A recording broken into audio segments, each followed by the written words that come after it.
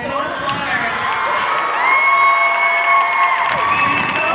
For the opportunity to speak before you on such a milestone occasion as one of your many valedictorians. Graduates, in our final moments together as the class of 2025, I hope that we can recognize the truly vibrant community that we have helped create over the past 4 years. We have learned and grown together, defining our high school experience as one unique to our collective memories and our collective strengths. At risk of sounding a little redundant, none of this would have been possible without the teachers, community members, families, and friends who have continually challenged us to be the best versions of ourselves. To them, please join me in saying thank you for your support. We wouldn't be who we are today without you.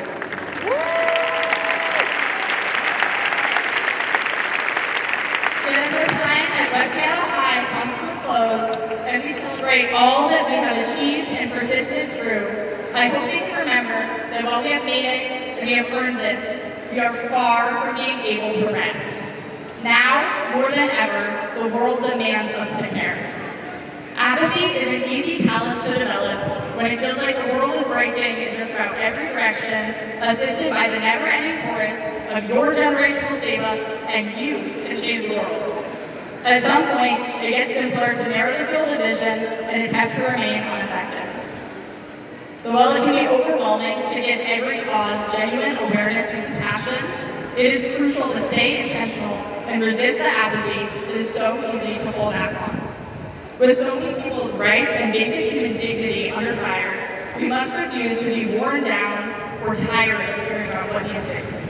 By tuning out these conversations, we risk forfeiting our power and becoming pawns in an increasingly harmful world. We are not passive observers waiting for something to give way. It is our participation that makes things the way we want them to be. Whether you threw your soul into building your community, your craft, or simply making it out of high school as quickly as possible, moving beyond West Seattle, it is up to us to recognize the impact that our passion can have. When I was growing up, I never would have considered caring to be a radical feat.